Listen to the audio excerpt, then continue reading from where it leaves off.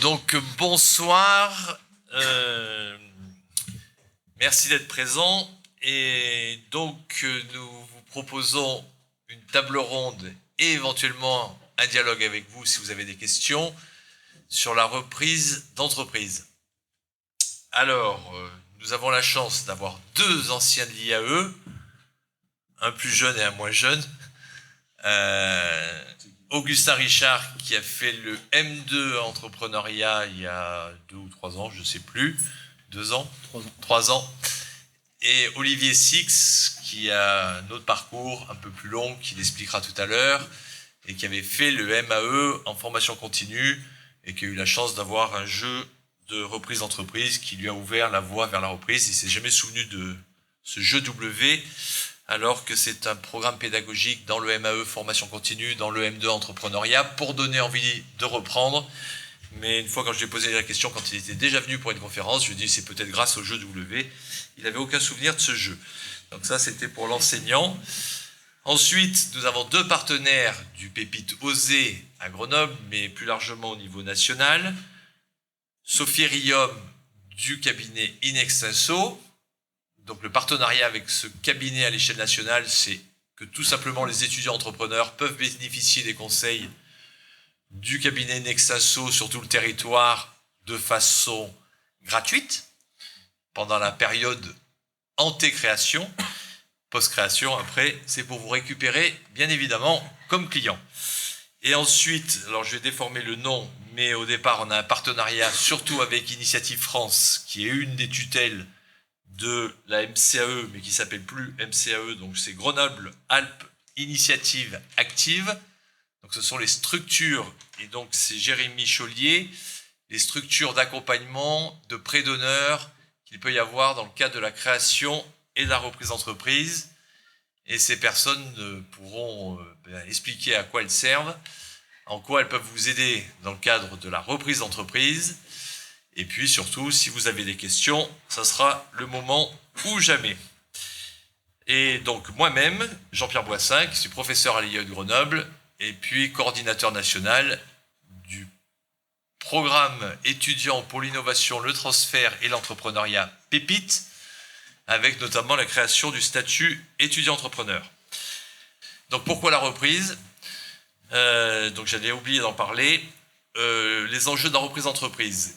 Un rapport vient de sortir en 2015 de la députée Fanny Dombre-Coste, qui est un nouveau cri d'alarme sur les enjeux de la transmission et de la reprise d'entreprise. Pour vous donner quelques chiffres, on arrive à évaluer à 60 000 transmissions d'entreprises en France actuellement.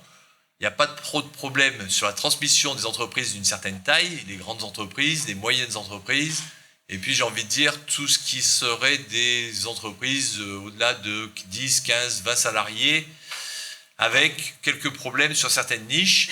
Tout simplement sur les entreprises trop petites, eh bien, il n'y a pas de marché de la transmission reprise d'entreprise.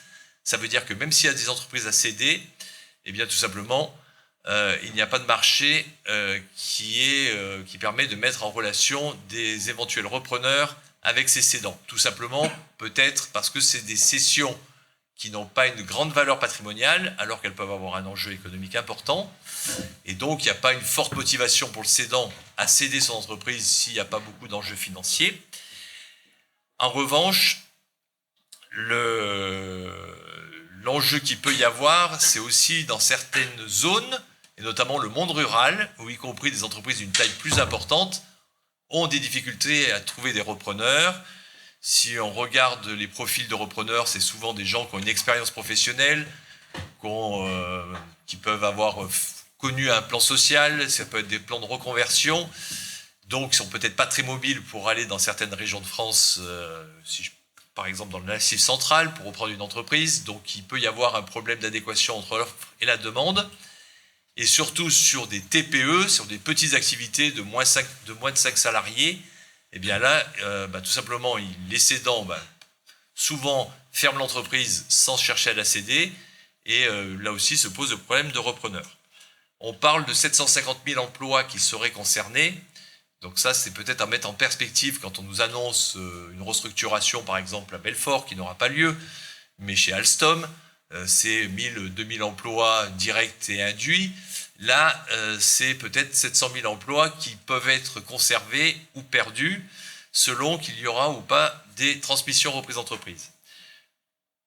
Il y a peut-être donc un enjeu énorme sur la responsabilité sociale de l'entrepreneur, du cédant, à peut-être se motiver pour céder son entreprise, et puis peut-être aussi susciter plus de vocation de repreneurs. On a fait un excellent travail sur les étudiants pour qu'ils puissent créer leur entreprise pendant leurs études ou juste après leurs études avec le statut étudiant-entrepreneur. On pourrait très bien le décliner sur la reprise d'entreprise. On a quelques idées, notamment par un contrat d'apprentissage chez les cédants ou un contrat professionnel. Et donc là, il y a un enjeu pour nous, enseignement supérieur, à développer cette culture de la reprise d'entreprise. Et enfin, pour terminer, donc la reprise d'entreprise, on peut parler de transfert. Ça peut concerner soit, et je pense que vous aurez un très bon exemple avec Olivier Six, on peut reprendre une entreprise et puis après, il peut y avoir des fusions et acquisitions d'autres TPE ou d'autres entreprises une fois qu'on en a repris une première. Il peut y avoir des transmissions familiales, donc ça relève des enjeux patrimoniaux dans les familles. Il peut y avoir on le verra peut-être, des membres de la famille qui sont là pour s'investir dans l'entreprise, d'autres qui vont rester qu'actionnaires sans être dans l'entreprise. Donc il peut y avoir des enjeux importants, c'est pour ça qu'il y a des enjeux y compris fiscaux, et il y a des réformes qui sont en train d'être prises là-dessus pour encore fluidifier ce marché de la transmission-reprise. Et puis, peut-être on en parlera, il peut y avoir des reprises partielles d'actifs, on n'est pas obligé de reprendre toute l'entreprise, mais seulement certains actifs.